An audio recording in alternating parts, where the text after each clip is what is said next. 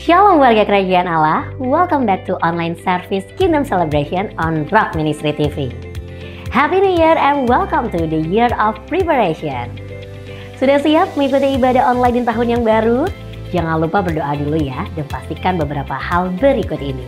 Periksa kembali device atau gadget Anda untuk memastikan kuota internet dan daya baterai terisi cukup untuk mengikuti ibadah dengan lancar. Sediakan waktu khusus untuk mengikuti ibadah online tanpa gangguan, jangan setengah-setengah apalagi sekedar saja. Siapkan catatan kemudian ikutilah ibadah dengan fokus dan serius seperti Anda beribadah di gereja. Ingatlah bahwa kita sedang beribadah bukan menonton ibadah. Warga kerajaan Allah, kami percaya pujian dan firman Tuhan yang disampaikan melalui tayangan ini tidak akan pernah kembali dengan sia-sia dan tentunya berdampak langsung merubah kehidupan kita untuk menjadi berkat dan memiliki kehidupan yang berbuah senantiasa. Selamat mengikuti ibadah online, Tuhan Yesus memberkati saudara.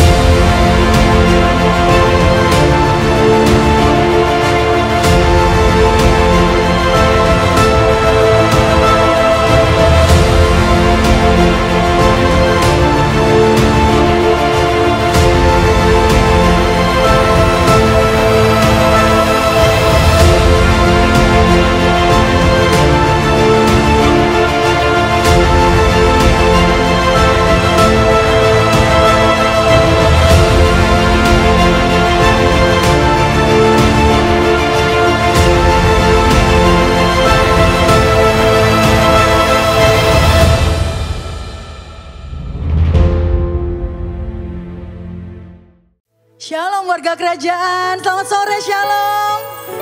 Haleluya, di liburan ini kita sama-sama bangkit berdiri, kasih tos kanan kirinya.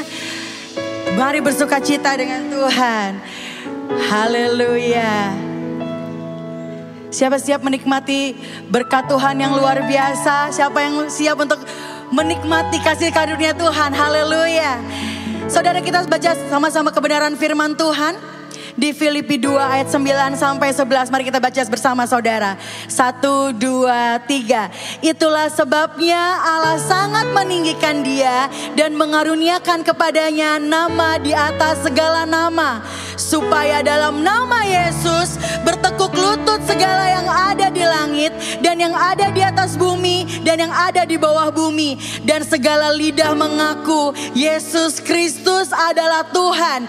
Bagi kemuliaan Allah Bapa, mari tepuk tangan meriah buat Tuhan kita. Kami datang dengan ucapan syukur dan terima kasih buat kasih setiamu dalam kehidupan kami Tuhan. Engkau dahsyat, Engkau luar biasa. Kami mau menyuarakan kebesaran-Mu Tuhan di tempat ini ya Bapa. Biarlah nama-Mu yang termasyur, biar nama-Mu yang termegah, biarlah surga bumi sujud menyembah Engkau. Terima kasih Tuhan, kami datang ke hadirat-Mu dengan hati yang limpah akan syukur. Mari tepuk tangan yang meriah buat Tuhan kita. Tiada nama yang layak ditinggikan selain Engkau, Yesus Kristus Tuhan. Mari kami sembah nama yang kudus, Yesus Kristus Tuhan. Haleluya. Terima kasih Tuhan Yesus.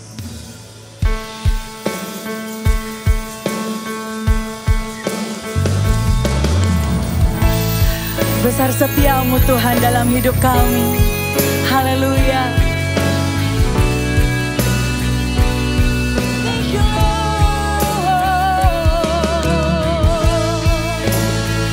Kami menyembah-Mu Tuhan.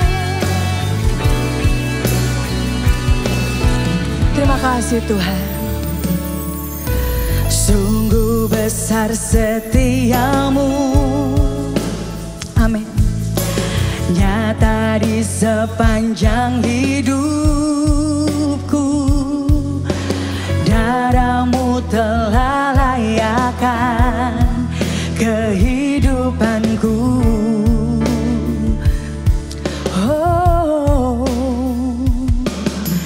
tiada kata yang bisa lukiskan indahnya Kau Tuhan. Bagimu segala pujian dan kemuliaan. Kami tinggikan nama-Mu Tuhan. Ku tinggikan Engkau Tuhan, melebihi segala.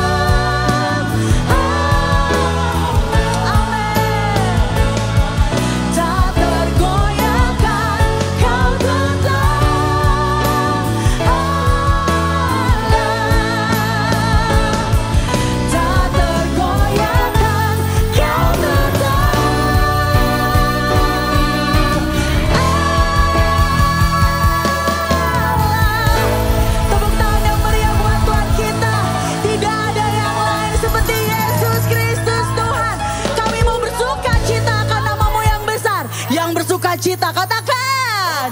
Amin. Siapa yang sukacita di dalam Tuhan bisa tos kanan kirinya. Haleluya. Woo. Hey.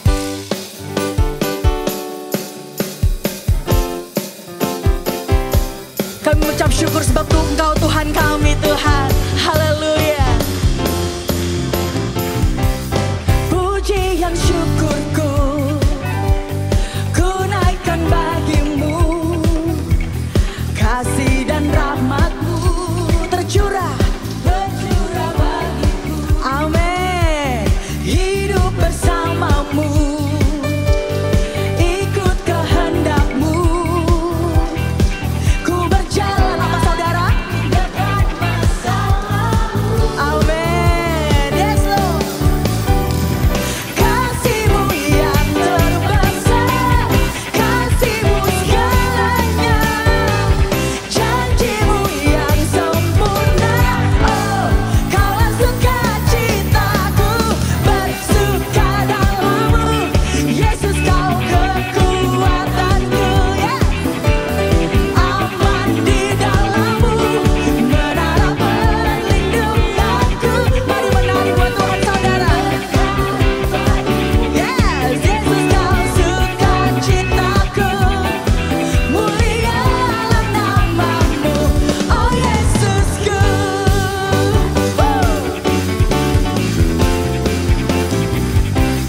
Pujian syukurku ku naikkan bagimu. Amin. Kasih dan rahmat-Mu tercurah bagiku. Hidup bersama, ikut kehendak-Mu. Yes Lord. Ku berjalan, tinggalkan masa lalu.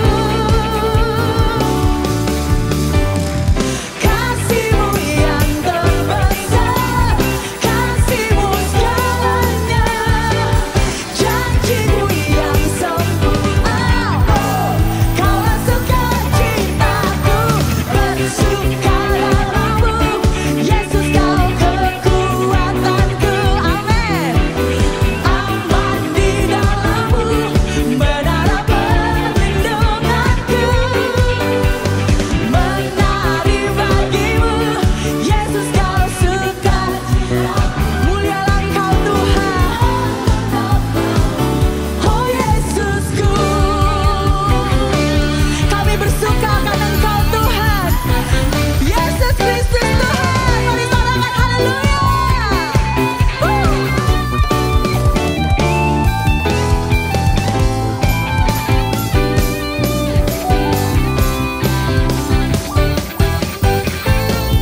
Kasih-Mu yang terbesar, kasih-Mu segalanya, janji-Mu yang sempurna.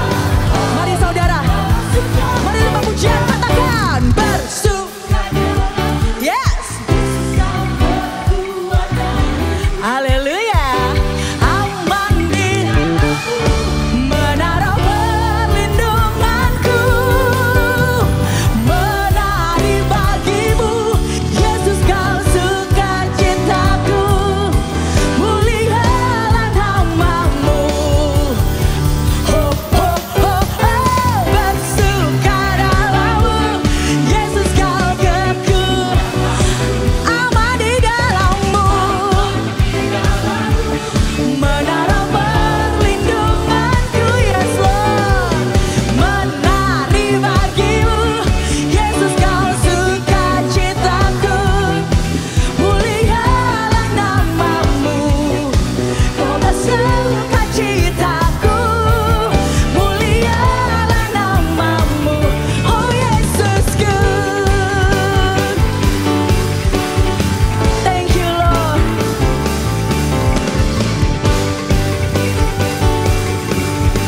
Segala yang mulia dan terhebat hanya Yesus Kristus Tuhan. Mari tepuk tangan yang meriah buat Tuhan kita.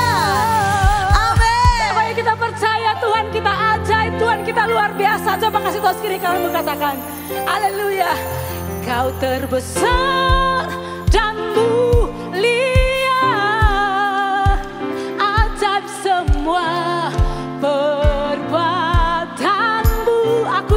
katakan, Kau terbesar dan mulia, biarlah semua memujimu.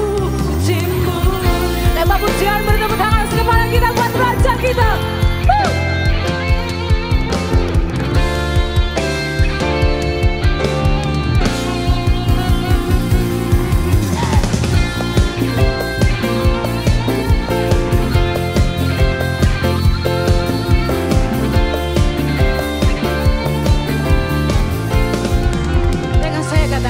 Senang hati aku memuji, senang jiwa aku bernyanyi, karena Roh-Mu ada dalamku, Tuhan.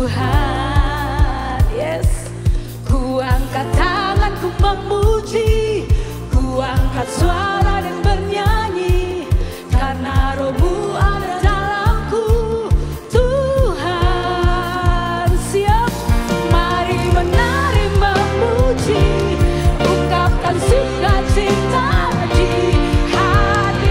Mari serukan, Kau terbesar dan mulia, ajaib semua perbuatanmu.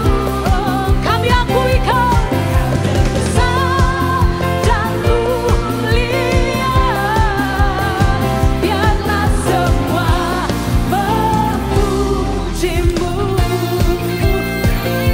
Kami akui kebesaran dan kasih-Mu, Kau terlalu ajaib bagi kami. Haleluya.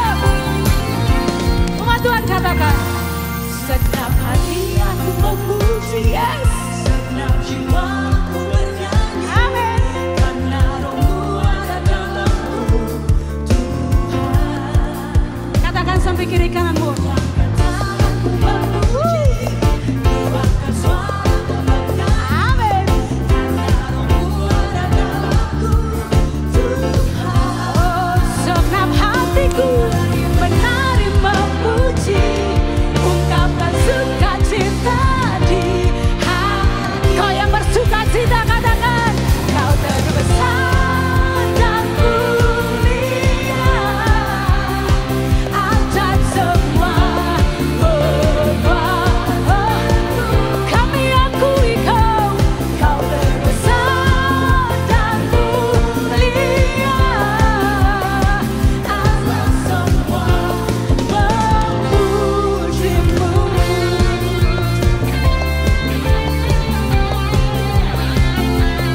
Terima kasih Tuhan, jiwa kami memuji-Mu, jiwa kami meninggikan Engkau, Yesus Tuhan. Kau terbesar dan mulia, ajaib semua perbuatanmu. Kau terbesar dan mulia, biarlah semua memujimu.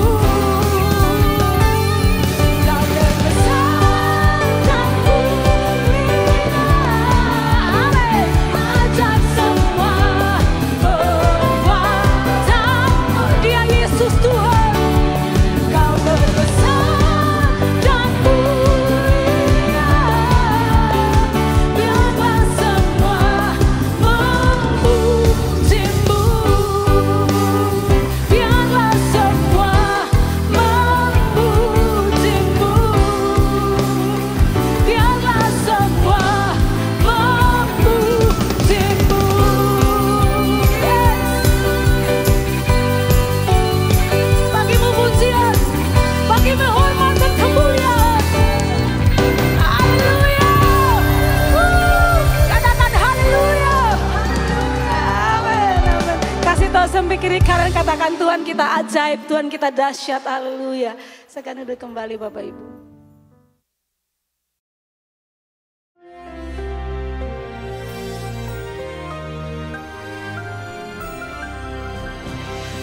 Shalom semua warga kerajaan. The kingdom of God is a kingdom of love. Dan rajanya telah membuktikan seorang raja yang sangat murah hati dan rendah hati. Ketika Kristus masuk ke Yerusalem pada waktu kedatangan yang pertama, dia menunjukkan kerendahan hatinya dengan mengendarai seekor keledai. Ya, seekor keledai, bahkan anak keledai yang belum pernah ditunggangi. Tetapi humility zaman sekarang dianggap suatu kebodohan. Orang berlomba-lomba flexing supaya dianggap hebat, supaya dianggap kaya, ngaku konglomerat padahal konglomerat ya. Karena itu dalam Mika pasal 6 ayat ke-8 dikatakan, "Hei manusia, sudah diberitahukan oleh Tuhan dan apa yang dituntut oleh Tuhan daripadamu." Manusia sini umat manusia, Adam. Pertama dikatakan berlaku adil. Kita tahu kerajaan Allah dasarnya yaitu kebenaran dan keadilan. Kedua, mencintai kesetiaan. Kesetiaan di sini adalah loving kindness, hesed. Dan yang ketiga ini, hidup dengan rendah hati di hadapan Allahmu. Salah satu yang paling dibenci Tuhan adalah kecongkakan, keangkuhan, dan itu semua ada pada kita, bukan? Kita merasa diri hebat, kita merasa diri lebih dari orang lain. Tapi di sini perhatikan, bukan di hadapan Allahmu, not before thy God, tapi with thy God, bersama dengan Allahmu. Saya mengalami dalam hidup saya, yaitu tentang bagian yang terakhir nih, bagaimana hidup dengan rendah hati di hadapan Allah. Saya dulu pemain gitar satu-satunya di persekutuan kita yang kecil itu, dan di ada dokter, ada pengusaha, tidak ada satupun yang bisa main gitar. Saya bisa main gitar dikit-dikit lah. Biasalah, orang mata satu jadi raja di negara orang buta. Dan pada waktu itu kami sedang ada persekutuan di Tretes, di villa daripada Bapak Pendeta Arwianto dari Jakarta sekarang ya, Cokro Bersaudara. Dan di situ saya main gitar dengan sangat pede, saudara. Sangat pede, yang lain tidak bisa. Lalu apa yang terjadi, saudaraku? Ada orang nunjuk ke belakang. Waktu saya menoleh, itu hamba Tuhan, ya dulu ipar dari Pak Arwianto, yaitu Danito Miwa, maestro gitar Yamaha kelas internasional yang lulusan dari Spain, yang dari Spanish. Langsung saudaraku, saya menundukkan kepala dan saya serahkan gitar kepada beliau untuk beliau memainkannya. Dan saya masih ingat itu, ya, kacamatanya bundar hitam itu kayak Adiana Pitupulu gitu. Lalu dia berkata, main terus saja, bagus kok mainnya. Aduh, sejak saat itu saya main gitar, tetapi karena diizinkan oleh maestro. Jadi saya main gitar berikutnya bukan angkat kepala, tapi nundukkan kepala. Sadar, I walk humbly before the maestro. Demikian juga dengan Tuhan. Siapa yang kita mau banggakan? Kita lihat bagaimana hamba-hamba Tuhan yang hebat-hebat itu semuanya rendah hati. Itu tanda ada roh Kristus dalam kita. Sebab yang sombong, yang mengatakan aku mau naik ke gunung Allah, mau meninggikan diri, itu Lucifer, itu setan. Tapi Tuhan Yesus itu lemah lembut, rendah hati, dan berkata belajar daripada aku. Saudara yang kasih Tuhan, itu pelajaran yang tidak pernah saya lupakan. Bahwa Tuhan selalu hadir. Dan kalau kita diizinkan, yaitu untuk memuji Tuhan, atau dipakai oleh Tuhan, itu bukan karena kehebatan kita, tapi karena kemurahan Tuhan. God bless you warga kerajaan.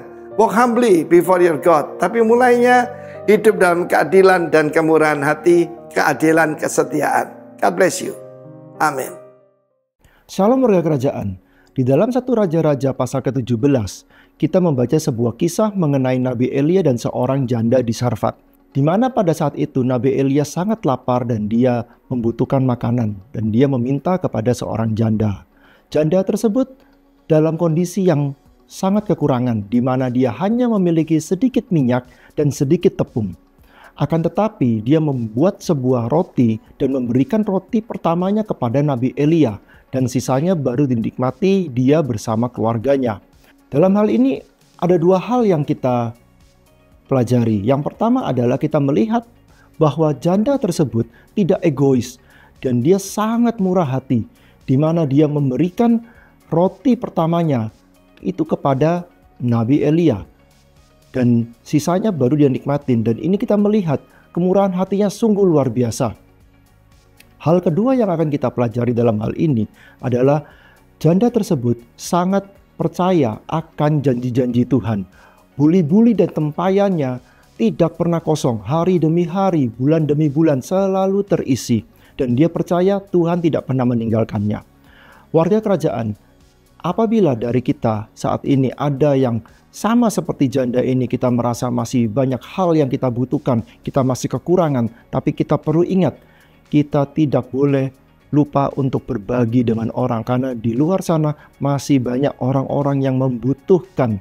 Ya, kita bisa memberikan yang terbaik dari apa yang kita punya. Dan kita ingat, Tuhan tidak pernah meninggalkan kita. Tuhan akan selalu memelihara hidup kita sama seperti janda ini.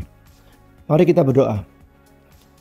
Tuhan Yesus, kami ucap syukur Tuhan atas penyertaan-Mu, perlindungan-Mu, dan berkat-Mu Tuhan atas kehidupan kami, atas pekerjaan dan keluarga kami Tuhan. Pada hari ini Tuhan, kami ingin menabur, kami ingin memberi yang terbaik dari apa yang kami miliki Tuhan. Sucikan dan kuduskan Tuhan apa yang kami berikan agar berguna bagi kerajaan-Mu Tuhan. Terima kasih Tuhan, hanya dalam Tuhan Yesus kami berdoa dan mengucap syukur. Haleluya, amin. Tuhan Yesus memberkati.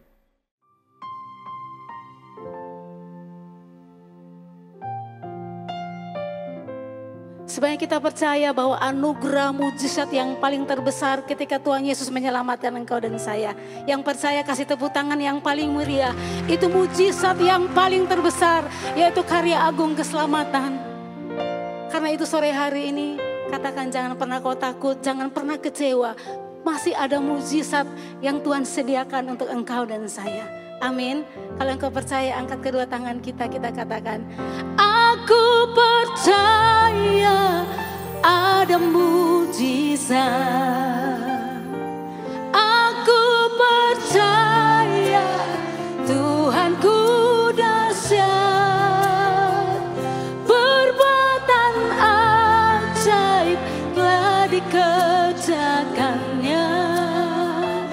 Aku percaya ada mujizat. Sekali lagi katakan, aku percaya. Aku percaya ada mujizat. Yes, amin. Aku percaya Tuhanku dahsyat. Serukan perbuatan asyik telah dikerjakannya. Aku percaya ada mujizat. Terima kasih Tuhan Yesus. Kau Tuhan jadi andalanku. Kami percaya Engkau, hanya Kau Tuhan yang ku percaya. Di saat aku sudah tak sanggup, amin, hanya Yesus sanggup melakukannya. Sekali lagi katakan, Kau Tuhan jadi andalanku. Benar Tuhan Yesus, hanya Kau Tuhan yang ku percaya. Oh, kami percaya di saat aku sudah tak mampu, amin, hanya Yesus sanggup melakukan. Dengan senang hatimu katakan, aku percaya ada mujizat. Aku percaya Tuhanku dahsyat. Perbuatan ajaib telah dikerjakannya.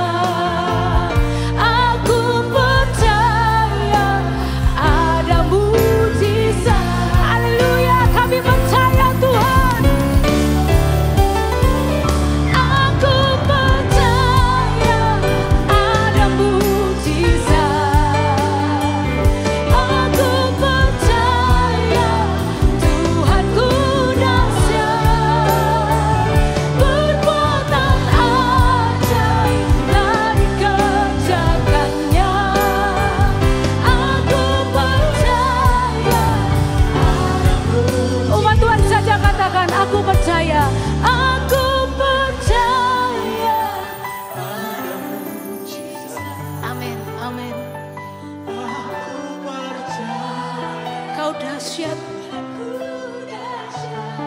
Terima kasih Tuhan.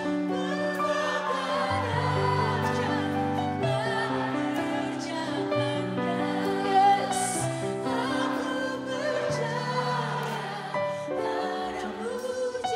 Sekali lagi katakan, aku percaya ada mujizat. Aku percaya Tuhanku dahsyat. Kami percaya Tuhan perbuatan ajaib telah dikerjakannya. Aku percaya ada mujizat. Sekali lagi kami percaya Tuhan. Haleluya. Aku percaya ada mujizat. Aku percaya Tuhanku dahsyat. Perbuatan ajaib telah dikerjakannya. Aku percaya ada mujizat. Haleluya. Aku percaya ada mujizat. Aku percaya Tuhanku dahsyat. Perbuatan ajaib telah dikerjakannya. Aku percaya ada mujizat. Aku percaya ada mujizat. Aku percaya ada mujizat. Amin.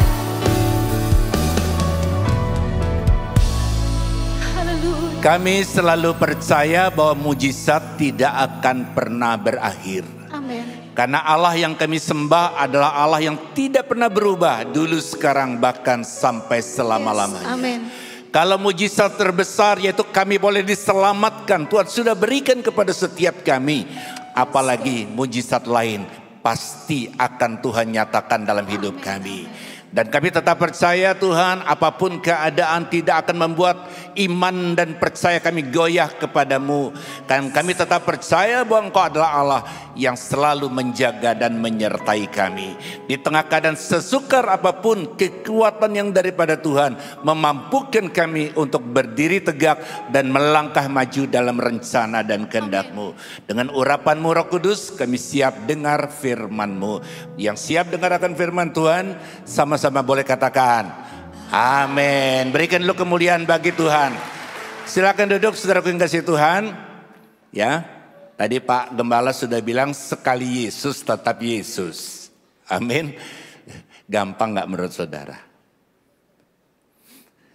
Kita ini mudah sekali kecewa. Di WhatsApp 3 kali saja gak dibaca, gak dibales, kita kecewa.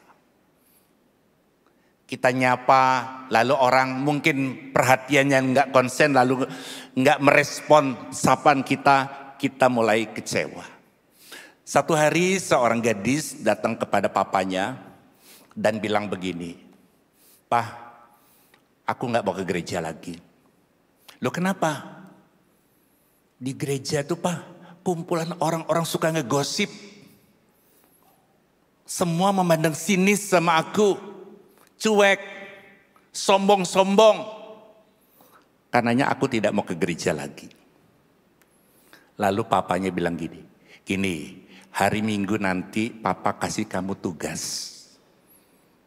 Waktu mau bubaran gereja, kamu siapkan sebuah gelas penuh dengan air. Kamu pegang gelas itu dan berjalan berkeliling di dalam gereja, di tempat sekitar gereja di mana orang banyak bubaran gereja, kamu berjalan berkeliling. Tapi pesan papa, air yang penuh itu, gelas yang penuh air, tidak boleh ada setetes pun air yang tumpah. Lalu kemudian anak itu melakukan apa yang diminta oleh papanya, dia siapkan air dan dia berjalan berkeliling. Sekeliling daripada orang-orang yang bubaran gereja. Setelah itu dia kembali kepada papanya dan papanya tanya, air yang tertumpah? Enggak ada, Pak. Kamu dengar ada orang yang gosipin kamu? Enggak, Pak. Kamu lihat orang yang sinis sama kamu, yang cuekin kamu? Enggak, Pak. Kenapa kamu enggak lihat? Karena mataku terlihat pada gelas ini jangan sampai tumpah airnya. Nah, saudaraku kasih Tuhan, seringkali fokus kita itu jangan sampai terdistract oleh hal-hal lain sehingga saudara mudah melihat orang kok cuek sama saya ya, orang kok sombong pada saya, membuat saudara kecewa dan itu memberikan celah peluang untuk iblis membuat saudara terputus hubunganmu dengan Tuhan. Dan kalau hari ini adalah waktu untuk kita mengadakan rekonsiliasi, pastikan saudara datang dengan kondisi apapun hati saudara, pulang dengan hati yang sudah terhubung dengan Tuhan. Amin, saudaraku. Ya, saudaraku kasih Tuhan, tema kita hari ini adalah pemulihan hubungan. Ya, rekonsiliasi itu adalah pemulihan hubungan. Hubungan dari apa? Dari banyak hal yang mengecewakan kita.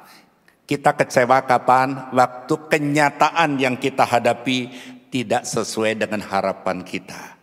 Rekonsiliasi bukan hanya kepada Tuhan saja. Rekonsiliasi antara kita dengan sesama, termasuk juga dengan anggota keluarga, pasangan kita. Dan jangan lupa banyak kali rekonsiliasi terhadap diri kita sendiri. Banyak orang tidak bisa menerima dirinya. Dia bandingkan, aku kok gak secakep orang lain. Aku kok tidak sepinter orang lain. Aku kok tidak nasibku semujur orang lain. Sehingga seringkali bahkan ada yang berkata, kenapa ya saya kok harus lahir di dunia ini? Kok nasib saya tidak seperti orang lain? Saya percaya orang yang belum bisa berdamai dengan dirinya sulit untuk berdamai dengan orang lain. Karenanya kita akan belajar dari kisah Tuhan Yesus memberikan perumpamaan tentang yang terhilang. Dalam Lukas pasal 15 itu ada 3 perumpamaan yang terhilang. Yang pertama adalah dirham yang hilang. Uang koin. Ya, dikatakan kalau ada punya 10 dirham, 1 terhilang, yang 9 ditinggal, dicari yang 1. Jadi dirham yang hilang itu dicari. Dirham gambaran daripada orang yang belum mengenal Yesus. Orang yang belum percaya Yesus. Dicari. Kenapa dicari? Karena dia tidak tahu dirinya tersesat dan terhilang. Dan tidak tahu jalan pulang. Pulangnya gimana? Dia nggak tahu. Dicari. Perumpamaan yang kedua dalam kitab yang sama, yaitu kitab Lukas pasal 15, tentang domba yang hilang. 99 ditinggalkan, cari 1 yang hilang. Domba yang hilang dicari. Domba yang hilang ini gambaran daripada orang Kristen keturunan yang belum lahir baru. Ya, lahir dari keluarga Kristen, ya papanya, kakeknya Kristen, lalu dia Kristen belum lahir baru. Kalau dia terhilang, Alkitab berkata dicari. Kenapa dicari? Dia tahu dirinya terhilang. Dia tahu saudara pengasih dirinya terhilang dan dia tidak tahu jalan pulang. Dicari. Tapi anak bungsu yang hilang itu gambaran orang yang sudah lahir baru. Terhilang. Kalau dia terhilang tidak dicari. Kenapa? Dia tahu jalan pulang. Hati-hati saudara pengasih Tuhan. Ya, hari ini kita akan belajar tentang anak bungsu yang terhilang. Terambil dari Lukas pasal 15. Ayat yang ke-11 sampai 12. Yesus berkata lagi, ada seorang yang mempunyai 2 anak laki-laki. Kata yang bungsu kepada ayahnya, "Bapa, berikanlah kepadaku bagian harta milik kita yang menjadi hakku." Lalu ayahnya membagi-bagikan harta kekayaan itu di antara mereka. Ya, saudaraku, keadaan orang yang menjauh daripada Tuhan, menuntut hak tanpa melakukan kewajiban. Saudaraku yang sangat dikasihi Tuhan, saya sangat yakin dan percaya kalau saudara melakukan kewajiban, saudara akan menikmati haknya. Nah, banyak kali saudaraku kita menuntut Tuhan memberkati kita, Tuhan memulihkan keadaan kita. Kita senantiasa meminta hak kita tanpa kita mau melakukan kewajiban kita. Itu gambaran orang yang membutuhkan rekonsiliasi. Lebih banyak menuntut hak tanpa mau melakukan kewajibannya. Harusnya si anak akan merasa, tugasku, kewajibanku menjaga, merawat, memelihara papaku. Karena papaku kan belum meninggal. Kenapa aku harus minta warisan? Tetapi orang yang ego, orang yang mementingkan diri sendiri, dia meminta warisan sementara ayahnya, papanya masih hidup. Ingat saudaraku, bukan bapaknya meninggalkan anaknya, tapi anaknya yang meninggalkan bapaknya. Itu keadaan yang pertama, ya. Ingat saudaraku, bapak itu abah, itu artinya sumber. Kalau saudara terputus hubungannya dengan sumber, kita tidak bisa berbuat apa-apa lagi. Kondisi yang kedua adalah ayat yang ke-13. Beberapa hari kemudian anak bungsu itu menjual seluruh bagiannya itu, lalu pergi ke negeri yang jauh. Di sana ia memboroskan harta miliknya itu dengan hidup berfoya-foya. Saudara bisa bayangkan, anak ini tidak perlu lagi minta izin bapaknya. Karena uang sudah di tangan, dia mau beli apa saja yang dia mau, bisa dia lakukan. Kalau banyak orang bilang, kalau mengeluarkan uang harus memperhatikan keinginan atau kebutuhan. Oh, dia nggak perlu saudaraku. Keinginan, sehingga dia dikatakan hidup berfoya-foya. Perlu saya ingatkan, orang yang jauh daripada Tuhan tidak serta-merta bangkrut, tidak serta-merta menderita, tidak serta-merta hidupnya susah. Wah, dia sempat menikmati, dan banyak kali dalam situasi seperti ini dipakai contoh oleh orang. Buktinya dia nggak pernah ke gereja, dia sudah tinggalkan Tuhan, tapi hidupnya kok usahanya lancar, tokonya rame, hidupnya diberkati. Bapak Ibu saudara kasih Tuhan, jangan cari contoh yang salah. Yang setuju bisa katakan amin. Keadaan kita tidak akan berubah kalau saudara selalu mencari contoh yang salah. Demi apa? Pembenaran. Sehingga saudara berkata, sementara saya sudah hidup sungguh-sungguh ikut Tuhan, keadaan saya tidak seperti dia.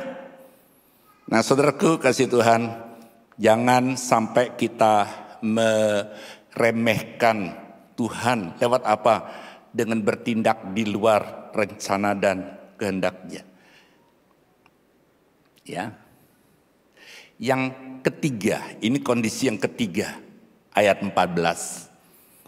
Setelah dihabiskan semuanya, bukan sebagian, setelah dihabiskan semuanya, ya, tanpa sisa, timbullah bencana kelaparan di dalam negeri itu, dan ia pun mulai melarat. Bapak Ibu, saudara boleh pegang uang kalau yang dibeli tidak ada karena kelaparan. Ya saudaraku, ini sudah uangnya habis ditambah bencana kelaparan.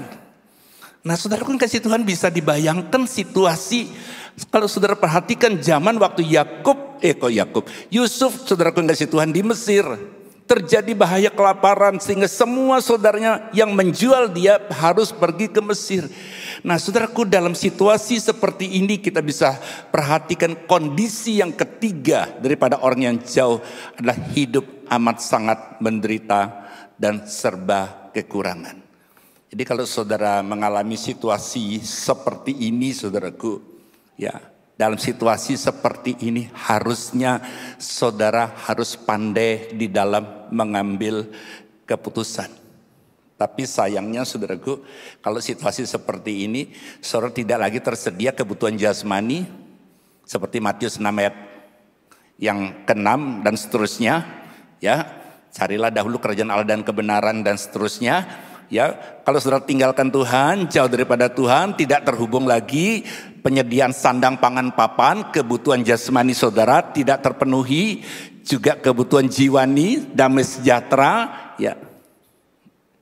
Banyak orang bilang gini, orang tinggalkan Tuhan kok menikmati berkat ya? Enggak menikmati loh saudara. Karena Alkitab bilang di dalam kitab Pengkhotbah, ada orang memiliki harta tetapi tidak memiliki karunia menikmati harta. Jadi meskipun dikatakan berfoya-foya, saya percaya dia tidak menikmati.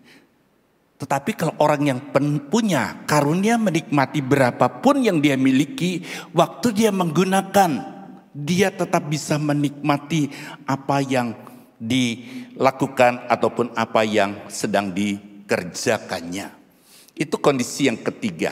Nanti kita akan lihat tentang bagaimana solusinya. Anak bungsu ini waktu mengalami hartanya habis dan kemudian menderita kelaparan, tapi solusinya keliru. Ayat 15. Lalu ia pergi dan bekerja pada seorang majikan di negeri itu. Harusnya kan kembali kepada bapaknya. Tapi justru hidupnya orang yang jauh daripada Tuhan. Keadaannya makin turun, makin turun, makin turun.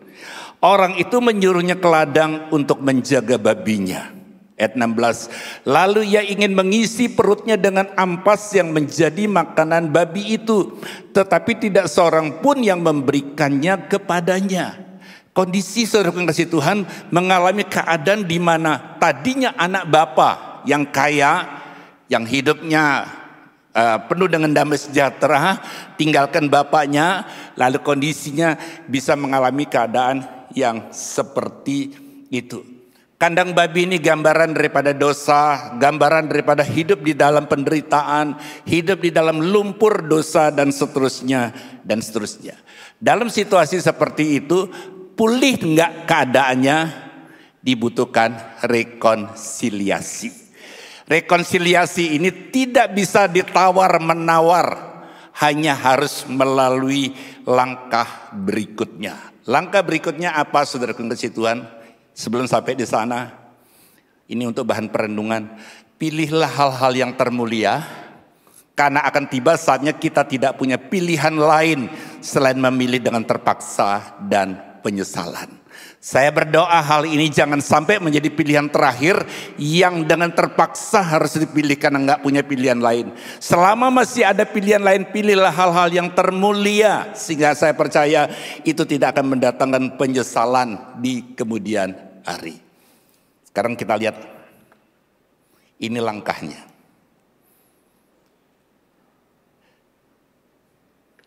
Saudaraku, untuk terjadi rekonsiliasi, tidak bisa tidak harus dimulai dengan satu kondisi, yaitu menyadari. Mau keadaan terpuruk bagaimanapun, kalau saudara tidak sampai menyadari, mau dinasehati,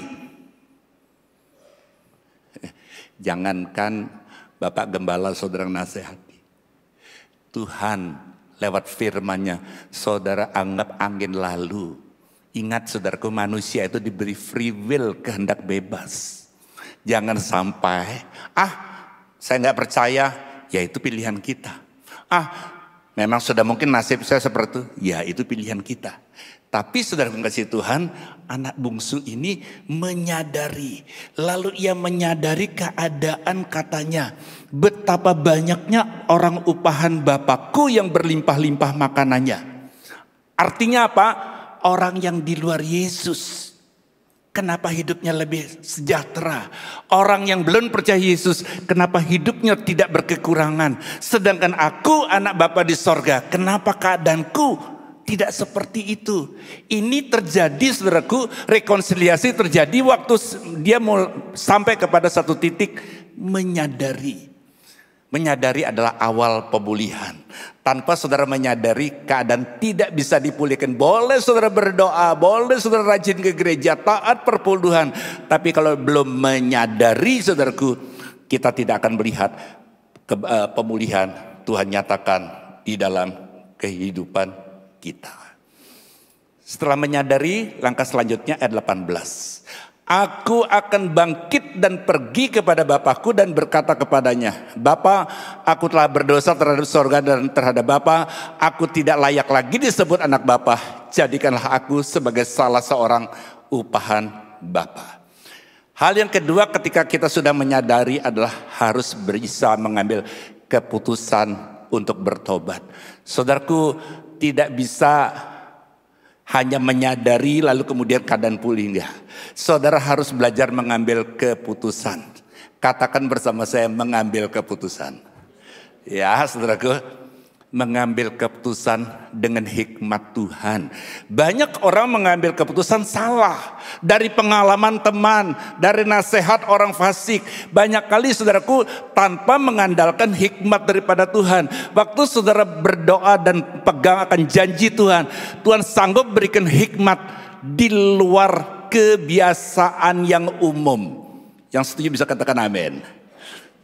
Ada sebuah cerita. Ada seorang pengusaha kaya raya. Satu hari dia tinggal di Jakarta, ingin berlibur ke Bali. Dia naik mobil Ferrarinya, pergi ke sebuah bank, dan di sana dia ajukan kredit, pinjam uang 5 juta rupiah. Setelah tanda tangan, semuanya sudah beres. Dia serahkan kunci dan dia terima uangnya 5 juta, dan pengusaha kaya ini pergi meninggalkan bank dengan uang 5 juta itu. Semua orang-orang di bank itu menertawakan.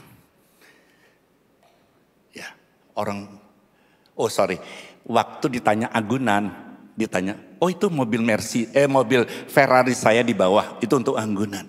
Lalu orang membayangkan, mobil 5 miliar, ini kredit cuma 5 juta. Ya, lalu kemudian petugas bank membawa mobil Ferrari itu sebagai anggunan, dibawa ke basement, dikerudungin, dijaga dengan bersih dan rapi. Dan 2 minggu kemudian pengusaha ini pulang dan ke bank, dan kemudian menanyakan bunganya berapa, 23.000 rupiah dibayar. Manajer bank datang, saya bersyukur Bapak bisa mempercayakan untuk mengajukan kredit di bank kami. Cuma mohon informasi, kenapa Bapak sekaya ini masih kredit 5 juta rupiah. Dia bilang begini, coba Bapak pikirkan di Jakarta, di mana bisa parkir mobil selama 2 minggu dengan biaya 23.000 rupiah.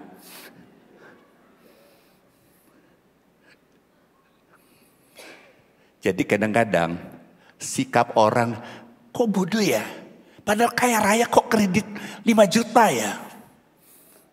Saudaraku nggak sih Tuhan, kadang-kadang ada hikmat Tuhan yang membuat kita sesuatu yang menurut orang bodoh. Tapi sesuatu yang sebetulnya dia kan nggak nipu, dia kan nggak berbohong, dia bayar bunganya, dia tanda tangan sesuai dengan peraturannya. Ya, mobilnya kalau dia parkir di parkir umum belum tentu dikerudungin, dijaga. Ya saudaraku, ini diperlakukan dengan sangat dijaga, dikerudungin. Saudaraku nggak sih Tuhan, 2 minggu bayar parkir cuma 23.000 rupiah. Kalau saudara berdoa dengan Tuhan, seringkali Tuhan berikan solusi kepada kita yang kata orang out of the box, di luar yang biasa. Saudara kasih Tuhan, dan saya percaya itu yang akan membuat saudara bukan pemenang lagi, lebih daripada pemenang. Berikan dulu kemuliaan bagi Tuhan. Mengambil keputusan ini sesuatu yang sangat ditentukan oleh saudara. Saudara sakit, pergi ke dokter. Setelah didiagnosa, lalu dokter menentukan sakitnya saudara apa, dan kemudian buat resep. Nah, resep sudah di tangan, penyakit sudah didiagnosa, tahu sakit saudara. Resep ini waktu saudara jalan keluar dari tempat praktek, saudara mau remes masukin tong sampah, itu pilihan kita. Atau saudara pergi ke apotek beli, dan ketika saudara tanya harganya, kok mahal? Udah setengah resep aja. Itu hak saudara. Setelah saudara lihat aturan minumnya 3 kali 1 kapsul per hari, saudara membayangkan, ini obat kok terlalu mahal. Saya tidak minum 3 kali, saya minum 1 kapsul sehari. Itu pilihan kita. Jadi saudaraku, hidup ini dari pagi sampai malam penuh dengan keputusan yang saudara ambil. Bebas saja. Mau melanggar firman Tuhan ataupun tetap berjalan sesuai firman Tuhan, saudara bisa lakukan. Cuma semua ada harga yang harus saudara bayar. Karena itu kalau saudara mau hidup sesuai dengan kehendak dan rencana Tuhan, tetap andalkan Tuhan. Jangan menyimpang ke kanan dan ke kiri. Karena perjalanan saudara dijanjikan pasti berhasil dan beruntung. Ya. Yang ketiga,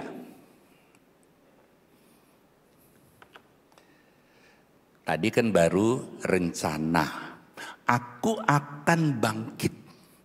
Nah banyak kali orang itu cuma sampai rencana.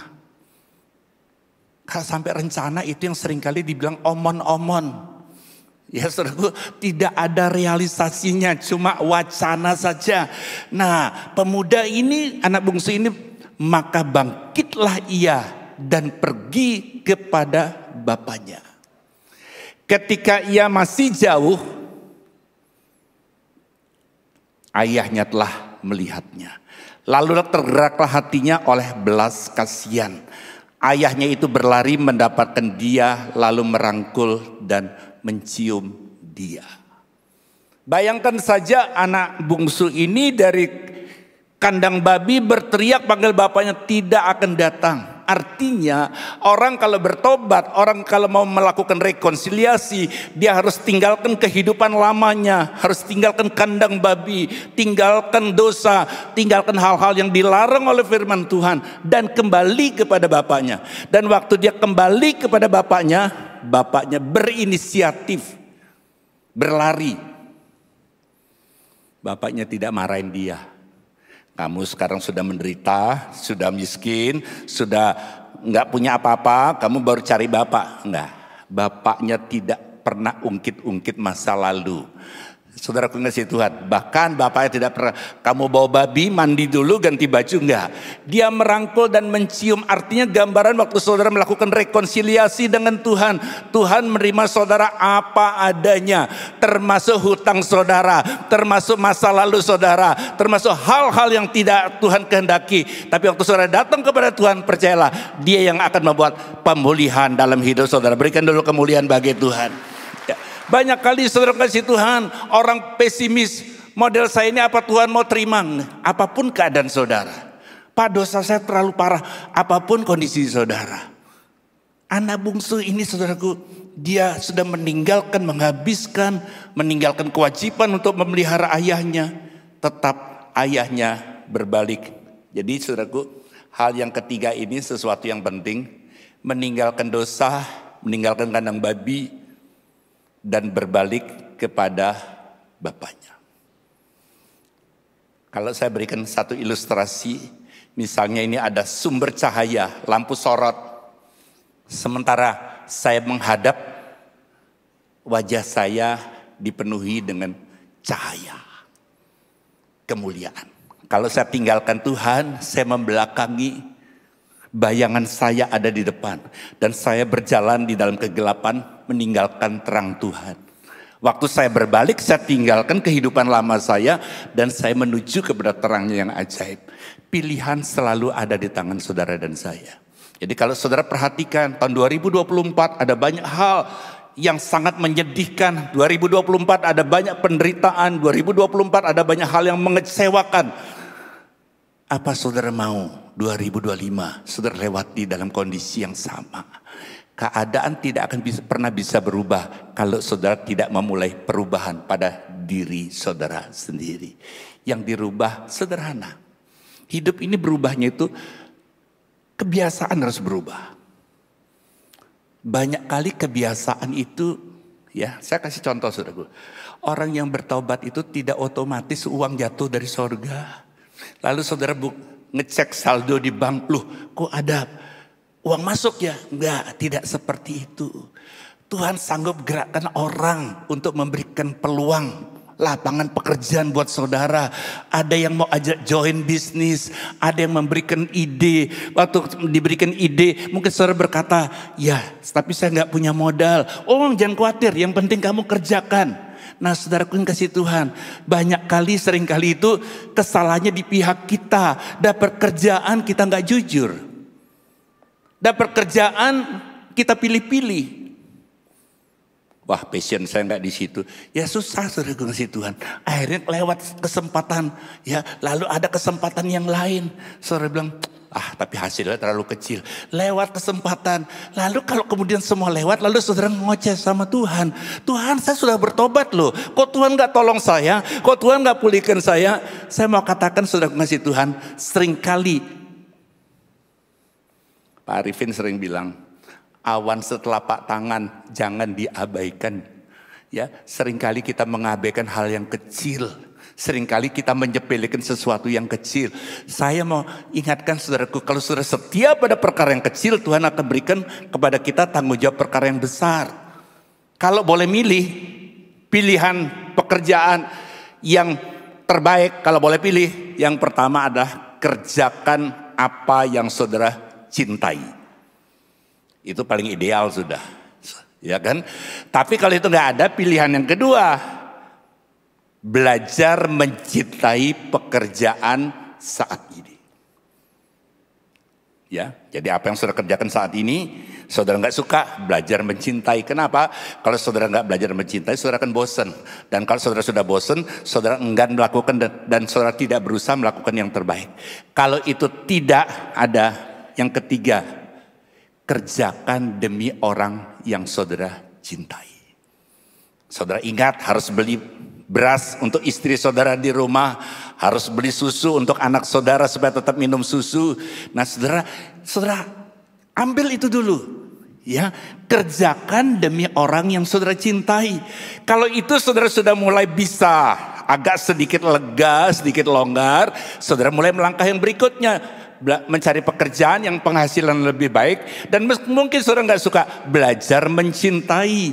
Setelah saudara bisa kumpul modal, saudara baru bisa memilih atau membuka pekerjaan yang saudara cintai. Jadi waktu saudara bertobat, saudara mengadakan rekonsiliasi dengan Tuhan, ada banyak peluang-peluang yang muncul. Itulah butuhnya saudara jangan, ini saya nggak suka, itu terlalu penghasilan nggak seberapa.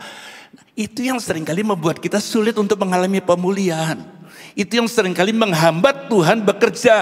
Karena saya percaya saudara kasih Tuhan, Tuhan memberikan hal-hal yang kecil, yang sepele, yang seolah-olah tidak ada hasilnya atau tidak bisa diharapkan banyak. Tetapi waktu saudara menerima itu dengan hati bersyukur, ya, hati bersyukur. Arti kata bersyukur itu arti yang terutama adalah menyadari. Katakan bersama saya, menyadari. Ya, saudara bersyukur bukan cuma mulut kita yang berkata aku bersyukur Tuhan, praise God, thanks God. Bukan mulut kita saja, tetapi saudara menyadari. Hari ini kita boleh ada di tempat ini, menikmati oksigen dengan gratis. Kita menyadari semua karena kebaikan Tuhan. Waktu saya masuk rumah sakit, tabung oksigen itu mahal loh, dan itu cuma bisa berapa jam saja. Ya saudaraku. Tapi kita boleh jalan tanpa selang di hidung, boleh menghirup. Kalau saudara hitung-hitung, kalau saudara pengen iseng-iseng tanya di rumah sakit harga satu tabung itu berapa, bisa satu tabung dipakai berapa jam, kalikan dengan umur saudara, ya saudara kasih Tuhan, dan Tuhan berikan kepada kita gratis.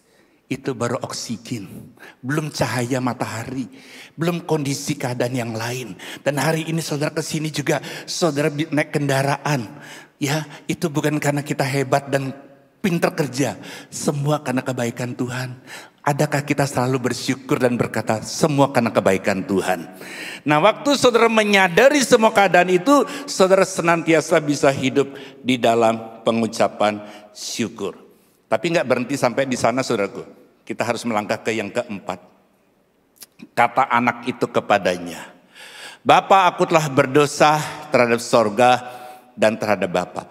Aku tidak layak lagi disebut anak Bapa. Jadi yang keempat ini adalah mengakui semua dosa. Karena dosa yang tidak diampuni adalah dosa yang tidak pernah diakui. Belajar berjiwa besar. Banyak kali saudaraku, kenapa orang enggan untuk minta maaf? Takut tidak diterima maafnya. Takut orang buang muka. Disodorin tangan mungkin dia buang muka. Saudaraku kasih Tuhan, kalau saudara lakukan itu dan orang itu buang muka, urusan orang itu dengan Tuhan. Yang penting bagian saudara sudah lakukan dengan baik. Dan waktu saudara lakukan itu, saya mau katakan, saudara sudah menang terhadap ego dan gengsi saudara. Amin saudaraku. Kalau saudara berani mendatang dan saudara salamin atau katakan shalom ya dan sebagainya dan minta maaf, saya percaya saudara sudah menang terhadap diri saudara sendiri. Seringkali gengsi kita, ego kita yang menghambat kita lakukan seperti itu. Dan kalau saudara hitung-hitungan, ya kan bukan salah saya, kan salah dia. Bukan salahnya salah siapa, tapi saudara kan masih sakit hati kan. Ya kan? Dan sakit hati itu adalah penyakit yang tidak ingin segera sembuh ya, sakit hati itu. Sakit lain seorang ingin segera sembuh. Sakit hati orang pelihara. Enggak Pak, enggak bisa. Pak pendeta gampang ngomong Pak. Bapak enggak ngalamin, Bapak yang enggak merasakan. Saya mau katakan, Yesus bukan sakit hati. Ya, tubuhnya disalib, tapi bisa berkata, Bapa ampunilah mereka karena mereka tidak tahu apa yang mereka kerjakan. Nah saudaraku kasih Tuhan, saya percaya kalau kita belajar dari apa yang Yesus sudah kasih contoh dalam kehidupan kita, mengakui semua dosa. Dan yang kelima adalah rekonsiliasi. Ayat 22, tetapi ayah itu berkata kepada hamba-hambanya, lekaslah bawa kemari jubah yang terbaik. Bukan asal saudaraku, yang terbaik. Pakaikanlah itu kepadanya dan kenakanlah cincin pada jarinya dan sepatu pada kakinya. Dan ambillah anak lembu tambun itu, sembelihlah dia dan marilah kita makan dan bersuka cita. Sebab anakku ini telah mati dan menjadi hidup kembali, ia telah hilang dan didapat kembali. Maka mulailah mereka bersuka ria. Perhatikan, tetapi ayah itu berkata kepada hamba-hambanya, lekaslah bawa kemari. Rekonsiliasi jangan ditunda-tunda. Lekaslah segera mungkin dalam tempo sesingkat-singkatnya. Dan waktu saudara datang kepada Tuhan, Tuhan tidak menunda-nunda. Segera diberikan jubah yang terbaik. Gambaran daripada dipulihkannya status kita sebagai anak Bapa. Tadinya mungkin pakai baju compang-camping karena dia karyawan di kandang babi, kotor. Ya, jorok dan sebagainya, bau. Tuhan ubah dengan jubah, bukan jubah yang terbaik. Rekonsiliasi akan membuat saudara menikmati pemulihan, dipulihkannya status kita. Bukan sebagai karyawan upahan bapaknya, bukan. Sebagai anak Bapa. Itu yang terjadi. Yang kedua adalah kenakan cincin. Cincin ini gambaran daripada otoritas. Karena zaman dulu di cincin itu semacam stempel saudaraku. Untuk mengesahkan, untuk melegalisir cincin. Otoritas. Bapak Gembala kan suka bilang banyak minum jamu. Jaga mulut. Ya, yang masuk dan yang keluar. Yang masuk adalah makanan, perlu saudara jaga, jangan nunggu sakit dulu ya. Kurangin manis, kurangin asin, kurangin tepung-tepungan. Jaga yang masuk dan yang keluar adalah perkataan saudara. Perkataan saudara tidak akan ada otoritasnya kalau saudara bicara sembarangan ya, ngegosip sembarangan, nuduh sembarangan, memfitnah sembarangan, berbohong dan apapun kata-kata sia-sia yang keluar dari mulut saudara, saudara tidak punya otoritas. Nah saudara yang kasih Tuhan, ngusir setan kan harus dengan mulut kita kan. Gak bisa dong setan dibegitukan. Atau tendang, gak mungkin saudaraku. Saudara kan berkata. Dan kalau saya pelayanan ke satu daerah dan saya disiapin hotel, saya selalu begitu masuk kamar hotel, saya selalu doa. Saat ini setiap roh perjinahan, kuasa kegelapan dalam hotel ini, di dalam kamar ini aku ikat kuasanya dalam nama Yesus. Dan aku perintahkan keluar saat ini dalam nama Yesus. Dan biar darah Yesus membungkus hambamu dan seluruh ruangan ini untuk tetap ada di dalam kemuliaan Tuhan. Mulut kita akan punya kuasa. Kalau tidak, saudara bukan usir setan, saudara yang lari ketakutan karena setan, saudaraku. Jadi saudaraku yang kasih Tuhan, hal yang ketiga, yang kedua adalah cincin, dan yang ketiga dikenakan sepatu. Arti kekudusan adalah kita dipisahkan dengan dunia. Memang betul kita masih menjejakkan kaki di bumi ini, tetapi waktu dikenakan sepatu artinya dipisahkan hidup saudara dan saya dari kecemaran dunia dan dimampukan berjalan di dalam firman-Nya. Kalau enggak, saudaraku, tidak ada kan mungkin kita bisa menjaga kekudusan dengan kekuatan kita yang terbatas ini. Tetapi waktu rekonsiliasi terjadi, disiapkan seperti itu. Lalu dipotongkan lembu, gambaran daripada sukacita yang daripada Tuhan. Bapak Ibu saudaraku yang kasih Tuhan, selalu saya ingatkan, jangan cuma mencari kesenangan. Kesenangan itu keadaan di sekeliling kita, di luar diri kita yang mempengaruhi hati kita. Saudara jalan-jalan ke luar negeri, saudara melihat pemandangan, hati saudara senang. Tapi waktu pulang kan senangnya gak ikut pulang. Ya fotonya saja ikut pulang. Itu karena keadaan di luar diri kita yang mempengaruhi hati kita. Saudara makan, saudara puas, saudara senang, ya saudaraku. Tetapi kemudian untuk bisa senang lagi, saudara harus ulang lagi. Tapi teringat apa yang Yesus katakan kepada wanita di sumur Yakub dalam Yohanes pasal yang keempat. Kalau kamu minum air dari sumur ini, kamu akan haus lagi. Tapi kalau kamu minum air yang daripadaku, dari dalam hatimu akan terpancar. Itu yang disebut dengan sukacita Tuhan. Jadi kalau sukacita yang daripada Tuhan itu adalah dari dalam keluar, yang seringkali disebut dengan inside out. Dari dalam keluar yang mempengaruhi dan memberikan dampak pada sekeliling saudara. Waktu rekonsiliasi terjadi, percayalah, ada banyak hal yang Tuhan akan kerjakan dalam hidup saudara. Saudara bukan cuma sekedar diberkati, hidup saudara akan jadi berkat untuk nama Tuhan dipermuliakan. Karenanya tetap setia di dalam Tuhan, karena Tuhan tidak akan pernah membiarkan sekalipun saudara terhilang atau saudara kembali. Bapa akan berinisiatif untuk mengejar dan memeluk saudara serta mencium saudara. Pastikan saudaraku yang kasih Tuhan, bersama dengan Tuhan, rekonsiliasi itu akan membuat titik awal terjadinya pemulihan dalam hidup saudara dan saya. Tuhan Yesus memberkati. Ya. Ada Bapak Gembala di tempat ini, mungkin ada hal-hal yang mau ditambahkan, Pak.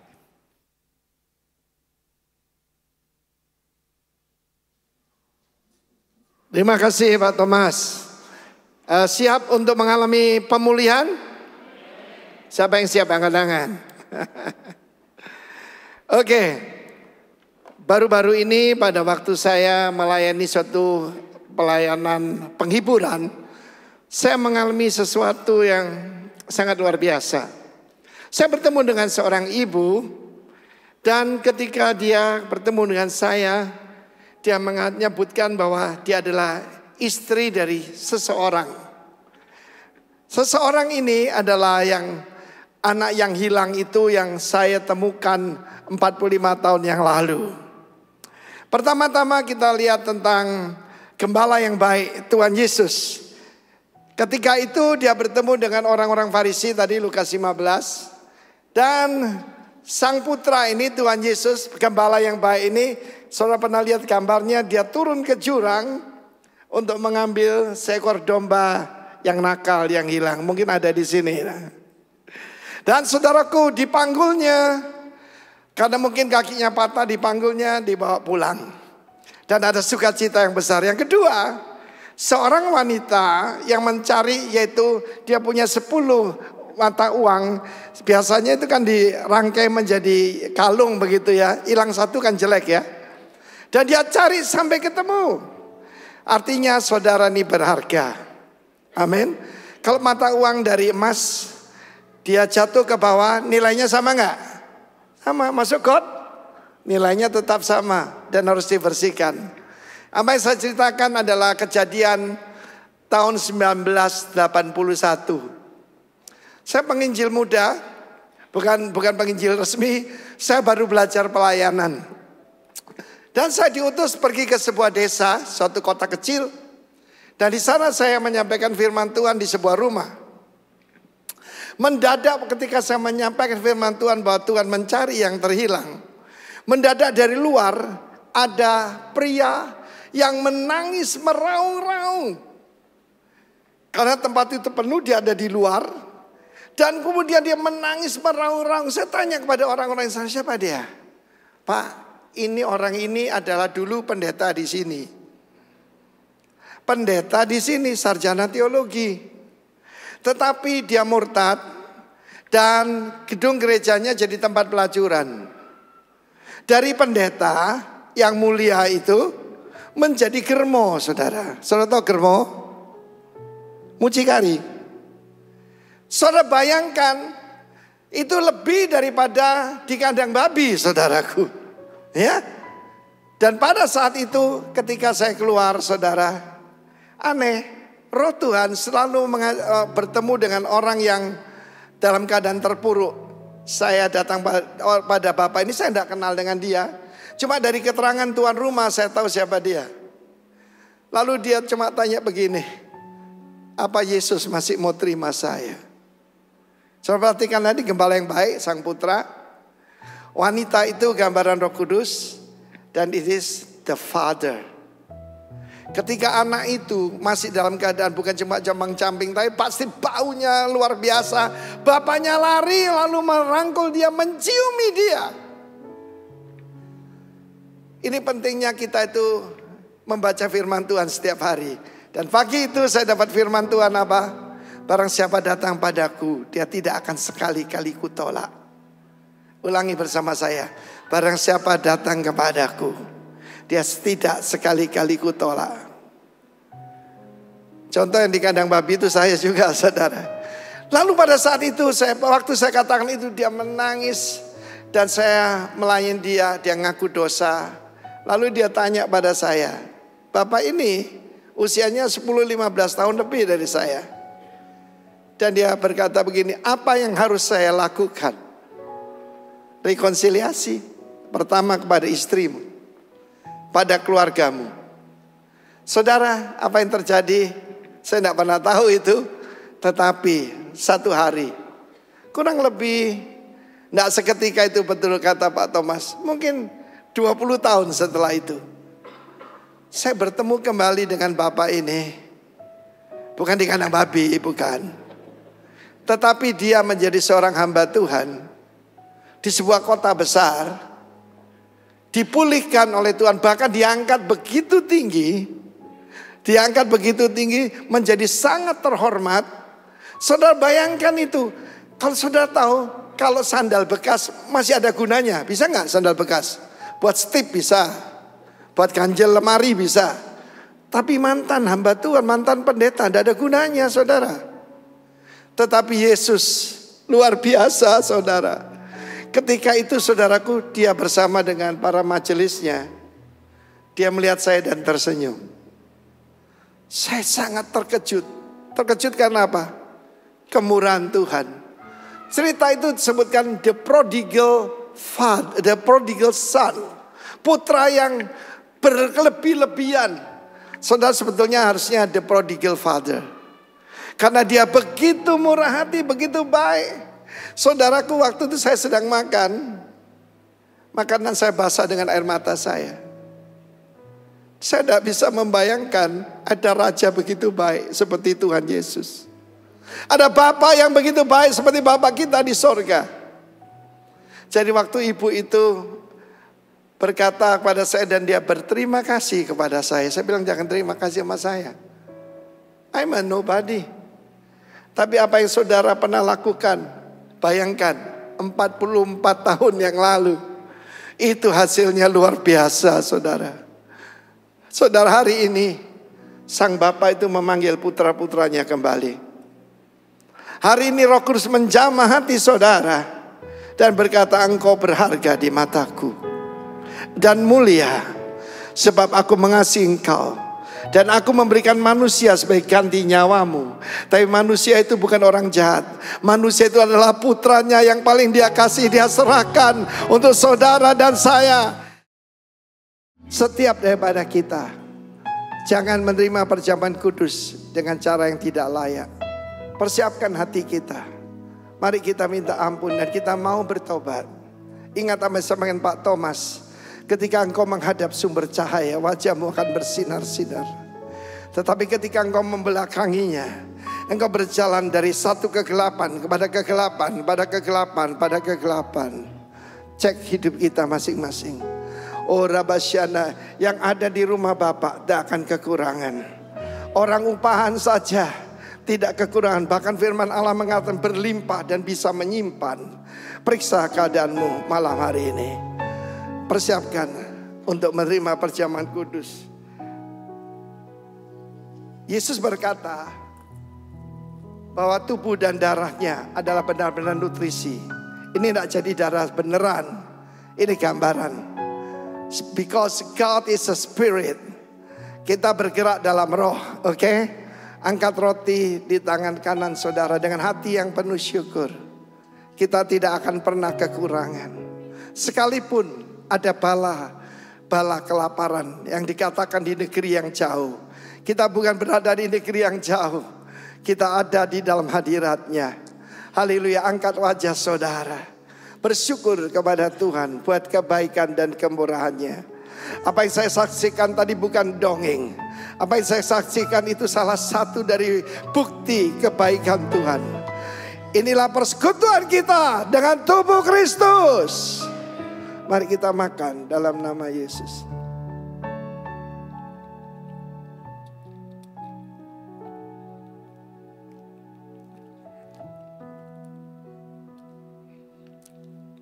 Setelah makan, Yesus mengambil cawan berisi anggur.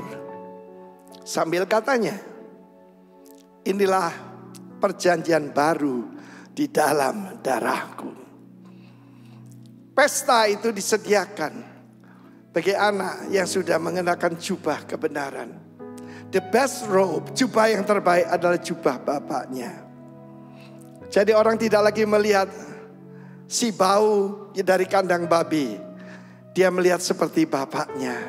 Betapa baiknya Tuhan. Angkat tinggi. Sambil hati yang penuh syukur. Kita terima pengampunan Tuhan. Sejauh timur dari barat dijauhkannya. Daripada kita segala kesalahan dan dosa kita dibuangnya ke tubir laut. How good is our Lord. Inilah persekutuan kita dengan darah Kristus. Kita minum dalam nama Yesus. Silakan duduk saudara kekasih. Saudara bersuka cita punya Tuhan sebaik itu. Tidak ada gembala seperti Yesus. Tidak ada seperti Roh Kudus. Dan tidak ada seperti Bapa Sorgawi. Angkat kedua tangan saudara untuk menerima berkat Tuhan. Tuhan memberkati engkau serta melindungi engkau. Tuhan menyinari engkau dengan wajahnya dan memberikan kepadamu kasih karunia. Tuhan menghadapkan wajahnya kepadamu, memberikan kau shalom, damai sejahtera, kemenangan demi kemenangan, kemuliaan demi kemuliaan. Di dalam nama dari Tuhan Yesus Kristus, pulanglah dengan sejahtera, jadilah berkat Tuhan. Jadilah berkat bagi sesamamu. Dalam nama Yesus terimalah berkat Tuhan ini. Haleluya. Yang percaya katakan amin.